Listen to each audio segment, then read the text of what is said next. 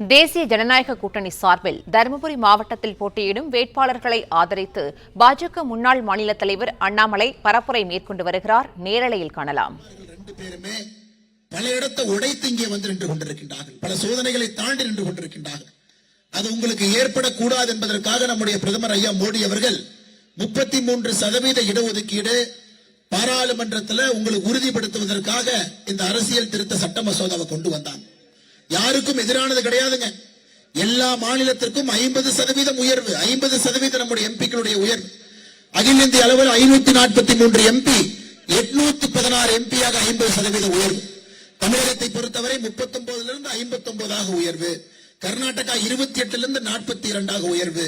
தெலங்கானா 17 26, ஆந்திரா 25 38. ஒட்டுமொத்தமாக எல்லா மாநிலத்துக்கும் 50%.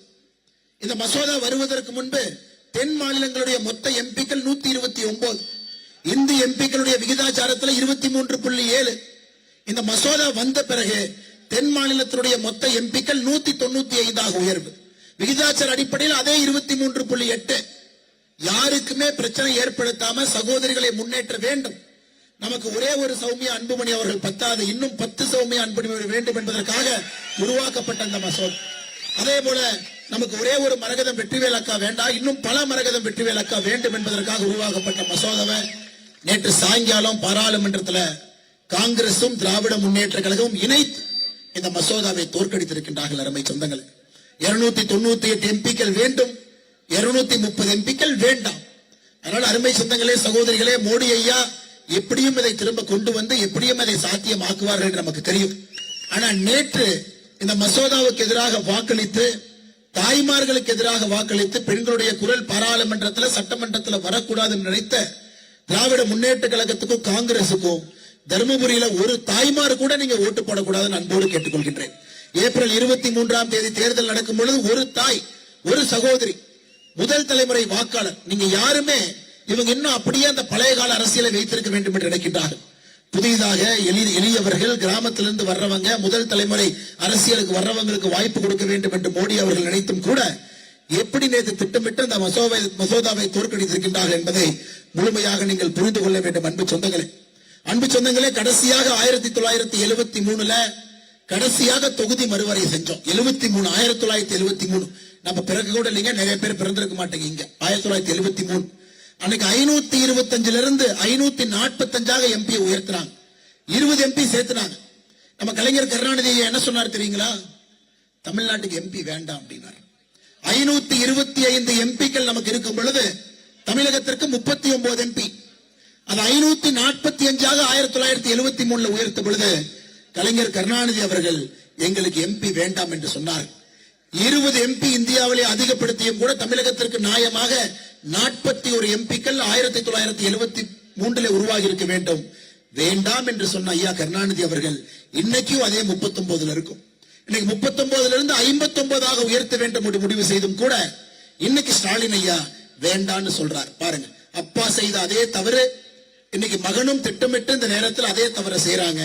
அதனால தாய்மார்களே, இங்க இருக்கக்கூடிய நம்முடைய சகோதர சகோதரிகளே, நல்லா யோசிச்சு பாருங்க. எந்த காரணத்திற்கும் கூட இந்த தவறான ஒரு காங்கிரஸ் திராவிட முன்னேற்ற கழகத்தினுடைய கூட்டணிக்கு நீங்கள் வாக்களிக்க கூடாது என்று அன்போடு இந்த நேரத்தில் கேட்டுக்கொள்கின்றோம். நம்ம உதயநிதி ஸ்டாலின் அவர்கள் எங்கே சென்றாலும் கூட ஒரே வார்த்தையை திரும்ப திரும்ப சொல்லுவார்.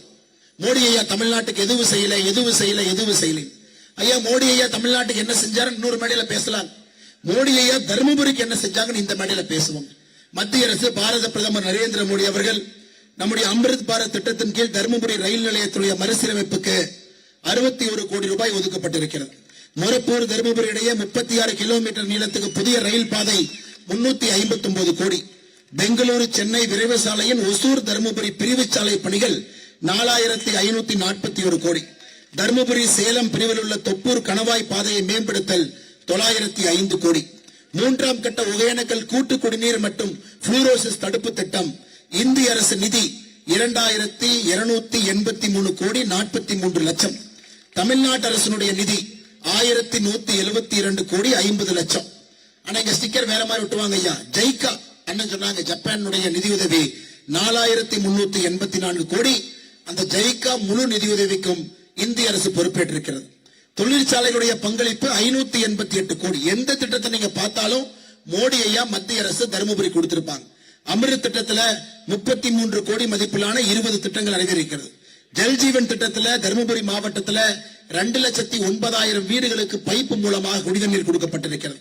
பிரதம மந்திரியினுடைய மக்கள் மருந்தகம் 80% விலை குறைவாக தரத்தோடு கிடைக்கக்கூடிய மக்கள் மருந்தகம் தருமபுரி மாவட்டத்தில் 26. பிரதம மந்திரியுடைய உஜ்வாலா திட்டத்துல இலவச கேஸ் சிலிண்டர் மட்டுமே தருமபுரி மாவட்டத்தில் 1,10,528 குடும்பங்கள். MSME கடன் இந்த ஒரு மாவட்டத்துக்கு மட்டுமே மத்திய அரசு 1,463 கோடி ரூபாய் கொடுத்திருக்கும். முத்ரா திட்டத்தில் இந்த ஒரு மாவட்டத்திற்கு 5,098 கோடி ரூபாய். இந்த ஒரு மாவட்டத்தில் மட்டுமே 1 லட்சம் விவசாயிகளுக்கு 1,01,133 விவசாயிகளுக்கு வருடத்திற்கு 6,000 ரூபாய் கிசான் சம்மான் நிதி அவங்க வங்கி கணக்குக்கு வருது. பிரதமருடைய வீடு கட்டும் திட்டத்துல கிட்டத்தட்ட தமிழகத்துல மிக அதிகப்படியாக கிராமப்புறம் மோடி வீடு கிராமப்புறம் இந்த ஒரு மாவட்டத்துல 16,000 வீடுகள் மோடி வீடு கட்டி கொடுக்கப்பட்டிருக்கிறது.